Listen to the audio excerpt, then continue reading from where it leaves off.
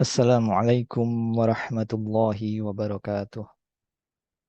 Bismillah, alhamdulillah, wassalatu wassalamu ala rasulillah. Alhamdulillahirabbil alamin. Segala puji bagi Allah Subhanahu wa taala yang telah banyak memberikan nikmat kepada kita, nikmat yang tidak berhenti Allah berikan. Dan syukur nikmat adalah sebuah hal yang perlu senantiasa kita ulang, kita saling mengingatkan, dan tidak selayaknya kita bosan, tidak selayaknya kita bosan. Karena nikmat itu tidak pernah berhenti. Bahkan upaya kita untuk bersyukur itu tidak sepadan. Bahkan sangat sedikit sekali ukurannya ya dibandingkan dengan nikmat yang senantiasa Allah Subhanahu wa taala berikan kepada kita. Oleh karena itu, saudaraku sekalian,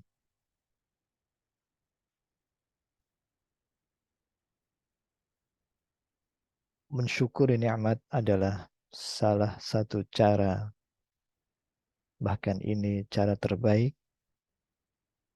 yang akan menjadi penyebab nikmat tersebut tetap ada. Bahkan bukan tetap ada, akan tetapi bertambah. Dan nikmat yang sangat mengembirakan hati kita, menyenangkan hati kita adalah ketika Allah memberikan kesempatan kepada kita untuk membaca ilmu, membaca kalamullah, membaca hadis-hadis Nabi Sallallahu Alaihi Wasallam, yang di sanalah terdapat kehidupan yang sebenarnya, ya, kehidupan yang sebenarnya ketika diterangi oleh ilmu, dan kemudian dari ilmu tersebut berbuah menjadi amal. Salah satu yang Allah berikan nikmat kepada kita adalah kesempatan kita di setiap pagi ini untuk membaca sebuah bab, sebuah kitab yang sangat penting bagi kita untuk kita ketahui, untuk kita pelajari,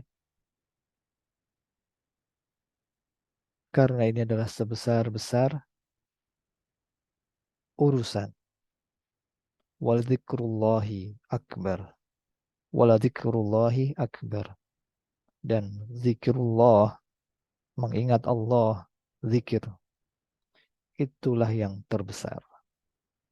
Ya, itulah yang terbesar. Oleh karena itu, hendaknya diberikan perhatian yang besar terhadap hal ini.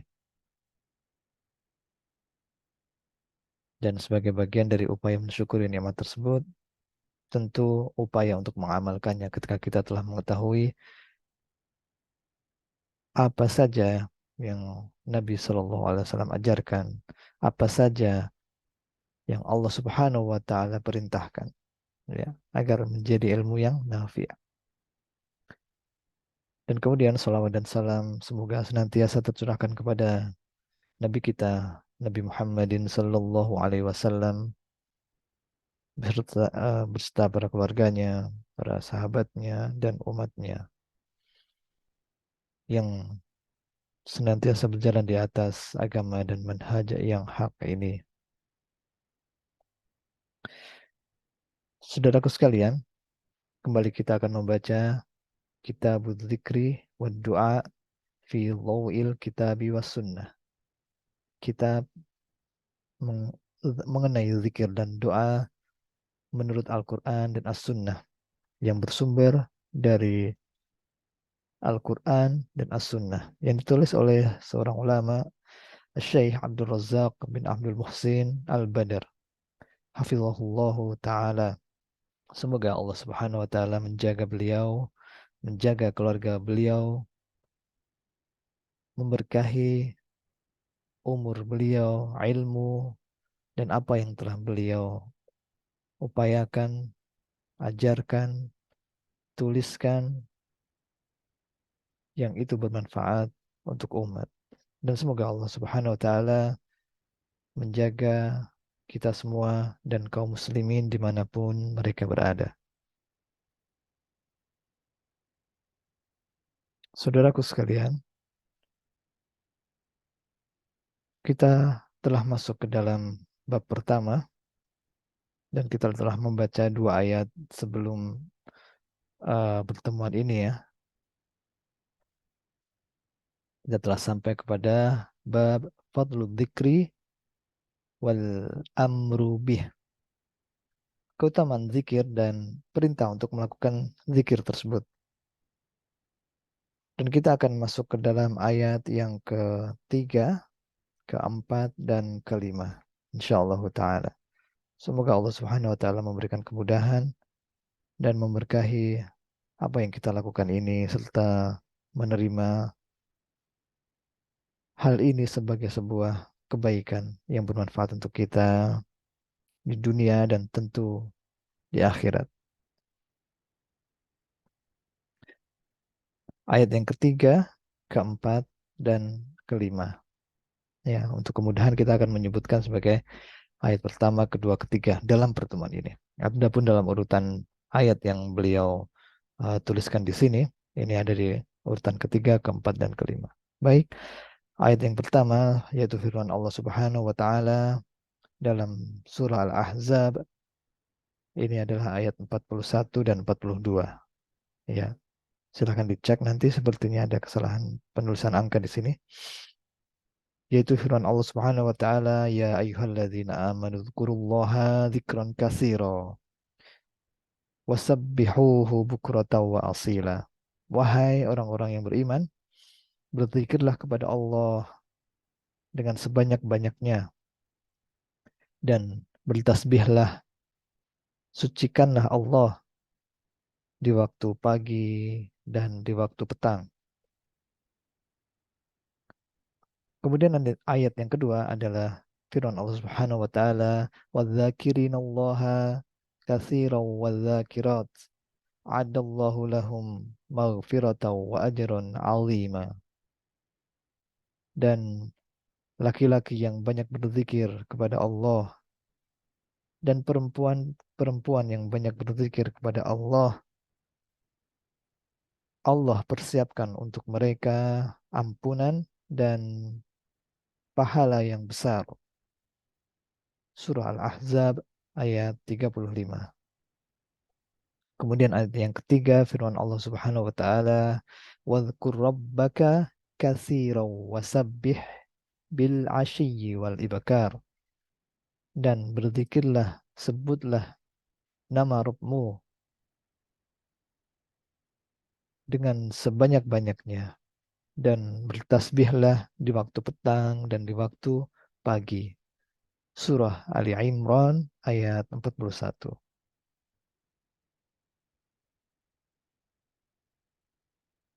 Saudaraku, tiga ayat ini merupakan bagian dari ayat-ayat yang menjelaskan tentang keutamaan zikir. Dan kita telah sampaikan mengetahui keutamaan sebuah hal akan memperkuat semangat kita, memperkuat motivasi untuk melakukan hal tersebut.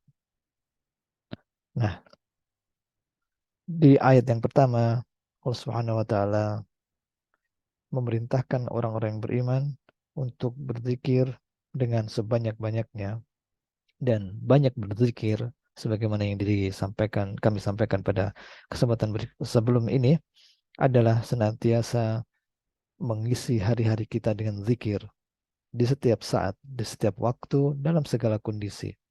Ya, sesuai dengan apa yang Nabi Shallallahu Alaihi Wasallam telah ajarkan. Mulai bangun tidur, aktivitas apa biasanya setelah bangun tidur? Aktivitas ke kamar mandi ya, bangun tidur, ke kamar mandi, masuk kamar mandi, keluar kamar mandi, kemudian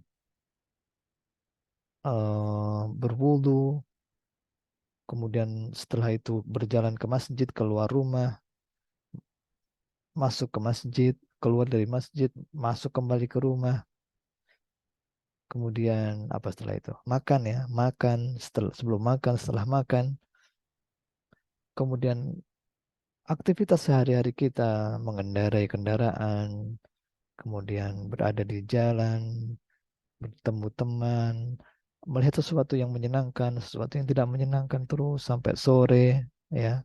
Kemudian banyak ya aktivitas kalau kita sebutkan satu persatu sampai kita tidur lagi, ya. Semuanya itu telah Nabi Shallallahu Alaihi Wasallam berikan petunjuknya, zikir-zikir apa yang dibaca di dalamnya. Ketika kita melakukan hal itu, mengisi hari-hari kita dengan zikir, itulah bagian dari zikron katsiro. Ya, yang hal ini diberikan balasan, dijanjikan sebuah hal yang telah Allah siapkan. A'addallahu lahum maghfiratan wa ajran azima pada ayat setelahnya. Yang melakukan hal tersebut Allah akan berikan balasan berupa apa? Ampunan dan pahala yang besar. Ya, ampunan dan pahala yang besar. Kemudian, saudaraku sekalian, pada ayat ini, pada ayat-ayat ini ya, disebutkan mengenai waktu yang spesial untuk berdoa dan senantiasa kita hendaknya memperhatikan waktu tersebut agar jangan sampai kosong dari zikir. Jangan sampai kosong dari zikir. Sebagaimana pada ayat yang pertama tadi, wasabbihuhu bukratan wa asila, dan bertasbihlah kepada Allah di waktu pagi dan petang. Kemudian ayat yang ketiga juga demikian, wasabbih bil ashyi wal ibkar, dan bertasbihlah, sucikanlah Allah di waktu sore dan pagi. Ya, dijelaskan oleh para ulama, di antaranya Syekh Abdul Razak bin Abdul Muhsin Al-Badr, ketika beliau menjelaskan tulisan beliau ini, bahwa inilah perintah untuk membuka hari dan menutup hari dengan zikir. Ya, kedua ujung inilah yang harus kita jaga. Kedua ujung inilah yang akan berfungsi sebagai penjaga apa yang ada di tengahnya, di sepanjang hari itu. Jika kita membukanya dengan zikir di pagi hari ini, kemudian kita tutup di sore hari dengan zikir juga, ya, maka itu akan menjaga apa yang ada di tengahnya. Dan dari sore ke pagi itu pun demikian. Kedua ujung yang akan menjadi penjaga apa yang berada di tengahnya. Sebagaimana pula hal ini ada dalam kondisi kita ketika tidur. Ya, kita awali tidur dengan zikir, kita akhiri tidur dengan zikir. Kedua ujung itulah yang akan menjadi penjaga apa yang akan terjadi pada diri kita selama kita tidur. Dan kita tahu semua, sepanjang hari itu banyak hal-hal yang di luar prediksi kita. Banyak hal-hal yang kita tidak tahu apa yang akan terjadi. Bahkan itu semua hal yang gaib, karena itu terkait dengan masa depan. Pagi ini kita tidak tahu apa yang akan terjadi di siang nanti. Ya. Oleh karena itu kita sangat membutuhkan penjagaan ini. Penjagaan dari Allah Subhanahu wa taala agar kita selamat dari bahaya, agar kita terhindar dari hal-hal yang tidak menyenangkan untuk kita. Oleh karena itu di antara zikir di pagi hari yang diajarkan adalah doa atau zikir ya hayyu ya qayyum bi rahmatika astaghits aslih li sya'ni kullah wa la takilni ila nafsi tarfata ain. Wahai zat yang maha hidup dan maha mengurusi makhluk-makhluknya, bi rahmatika astaghits, dengan rahmatmu aku meminta pertolongan kepadamu. Aslih li sya'ni kullah, perbaikilah semua kondisiku, semua keadaanku. Kita minta diperbaiki oleh Allah. Wala takilni ila nafsi tarfata'ain, dan jangan biarkan diriku sendiri mengurus aku. Jangan biarkan diriku sendiri tanpa pertolonganmu. Tarfata'ain, meskipun hanya sekejap mata, meskipun hanya satuan waktu yang sangat sedikit, kita tidak mau dan kita bahkan tidak akan mampu, ya, mengurus diri kita sendiri. Jika itu tidak diberikan pertolongan oleh Allah Subhanahu wa taala. Oleh karena itu, di sepanjang hari tadi yang kita melalui, yang kita beraktivitas di dalamnya, sangat-sangat butuh dengan penjagaan dari Allah Subhanahu wa taala. Ya. Dan insya Allah nanti akan disampaikan oleh beliau, penulis kitab ini, dan semoga Allah memberikan kesempatan kepada kita untuk membaca bagian tersebut, apa yang dibaca di pagi hari dan apa yang dibaca di sore hari. Ya. Pagi hari yaitu mulai dari subuh sampai waktu duha, dan sore hari setelah asar sampai tenggelamnya matahari.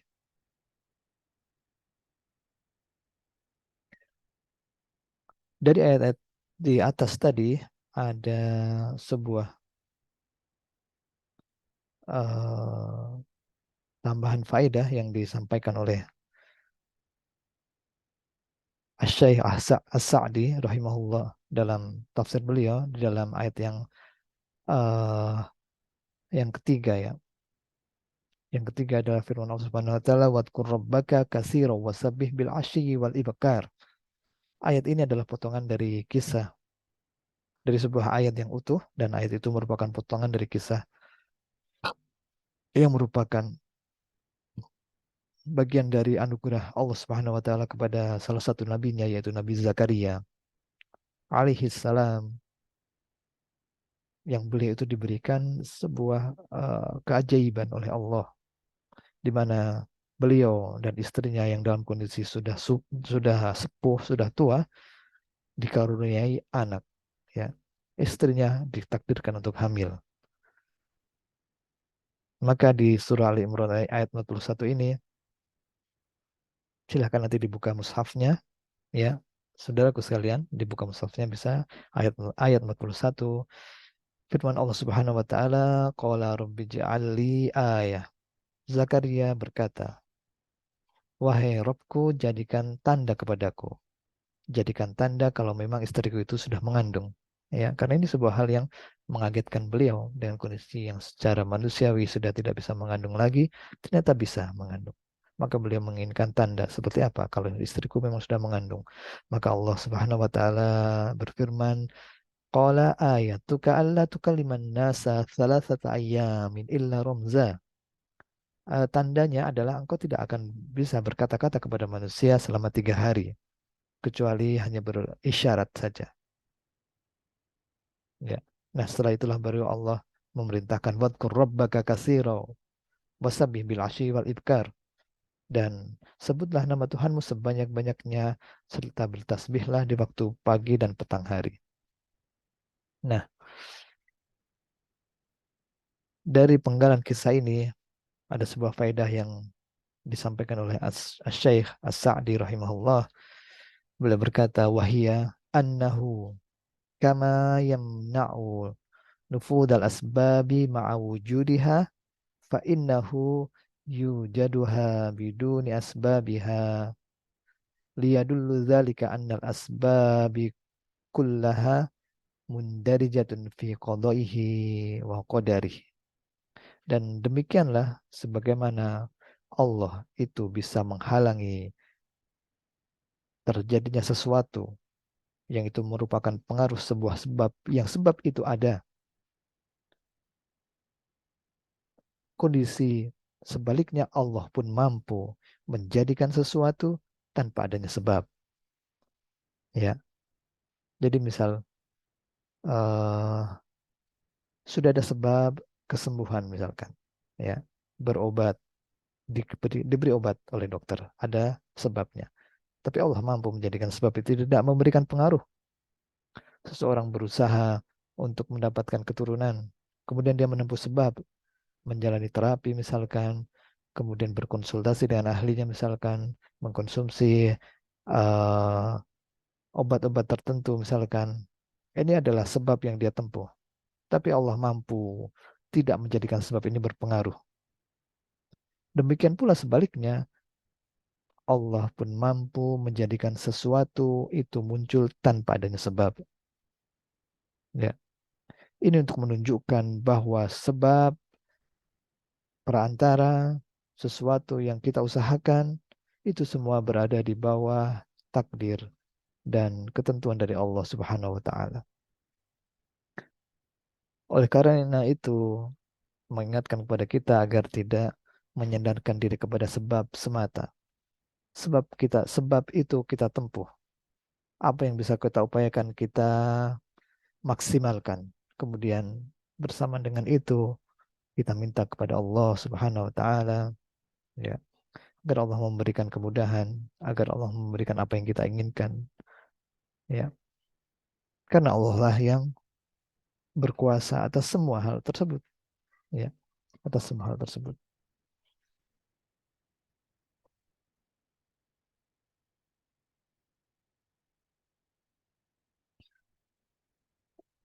Kemudian ada sebuah faedah lagi dari kisah tadi, kisah Nabi Zakaria, yaitu uh, bahwasannya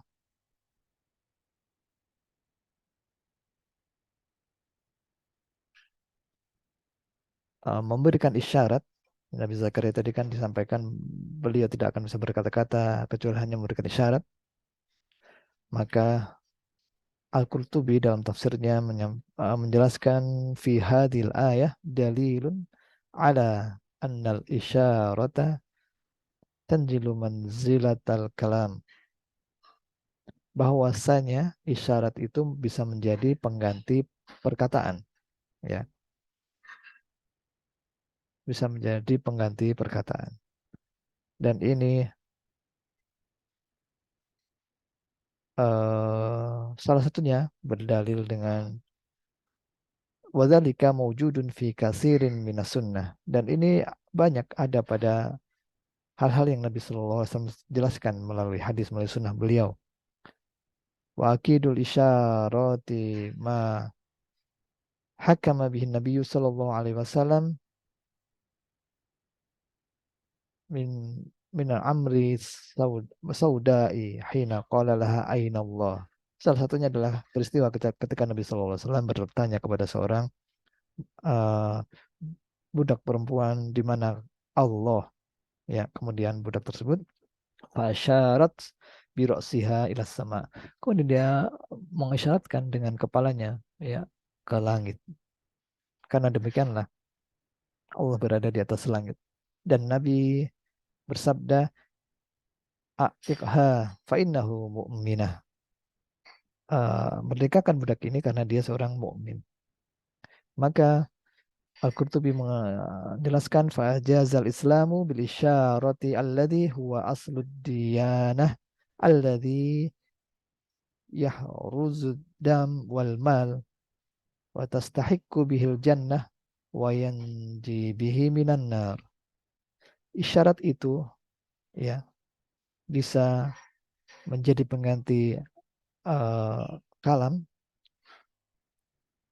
yang itu bahkan bisa menjadi penentu seseorang, ya, apakah dia mukmin atau kafir, seperti yang tadi dilakukan oleh budak perempuan tadi, ya, hanya dengan isyarat saja, dan itu diakui dan itu diperbolehkan, ya. Artinya ini kemudahan bagi kita, kemudahan yang ada dalam Islam, di mana seseorang berbeda-beda kemampuannya. Ada yang Allah berikan kemampuan untuk berkata kata, ada juga yang tidak Allah berikan kemampuan. Akan tetapi ada penggantinya. Dan itu cukup bagi dia, cukup menjadikan statusnya tadi ketika perbuatan yang terkait dengan perkataan atau isyarat tadi itu mempengaruhi statusnya dia, apakah muslim atau bukan muslim, ya, apakah benar atau salah keyakinannya. Ya, seperti budak tadi, dia hanya mengisyaratkan dengan kepalanya, ya, ke atas langit, menunjukkan Allah berada di atas langit, itu cukup.